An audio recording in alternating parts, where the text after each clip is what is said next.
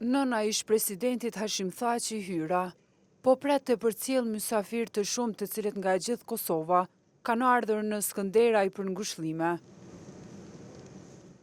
Vdekja e bashkëshortit Haxhiut e ka pikëlluar atë. Rreshti të gjatë familjar po i mungon një person i rëndësishëm. Mungesa është e madhe, mos po është mungesa për prindin. Dhimbje më është si s'është Hashimi, se ky prindi joni në ka frymëzuar, në ka rrit, në ka shkolluar, të gjitha në ka dhënë. Në tash momentet e fundit, pas lufte, pas çlirimi, mos më mujt frymën e fundit me dhënë pa djalin. Edhe familja e shoh. Familja e shoh nuk e di unë, ana ka shpresë kemi një telefon të veçantë si komunikojnë për këtë punë. Nuk e di, nuk e di, po ata me siguri në zonë, sa ata kanë protokollet veta shumë kanë. Asnjën nga krerët e institucioneve nuk morën pjesë në ceremoninë e varrimit të Haxhi Thaçit. Megjithatë, për kryeshëndosh, nuk mungoi kryeparlamentari Glauk Konjufca.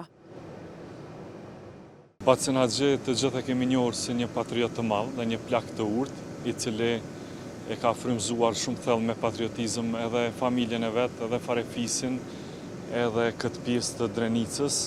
Mbi të gjitha e ka frymëzuar me patriotizmin më të shëndosh djalin e tij Hashim Thaçin, i cili ishte president i Republikës Kosovës, por edhe njëri prej bartësve më të rëndësishëm të shumë proceseve në për cilat kemi kaluar. Konjufca shkroi edhe disa fjali të ndjera në librin e kujtimeve. Duke qenë bashkë në kohëra të mira e të vështira, kujtime të shumta me Haxhiun tashmë të ndjerë kanë shokët e ish presidentit. Gjatë veprimtarisë Hashim Thaçit si ilegal, qoftë si student, pastaj më vonë edhe gjatë kohës kur ka jetuar jashtë dhe pastaj është kthyer brenda, shpesh herë Kadri Vesigli dhe Hashim Thaçi janë kthyer në odën e Haxhi Thaçit në kohë kur është dashur të flejnë me rroba veshur dhe me këpucë mbathur. Domethënë, ai e ka ditur që këta djemë janë duke u marrë në çështje të rrezikshme. Sylla është optimist se presidenti Thaçi do t'i mundësohet ardhja në Kosovë, pasi që të përfundoj ceremonia traditore e ngushëllimeve.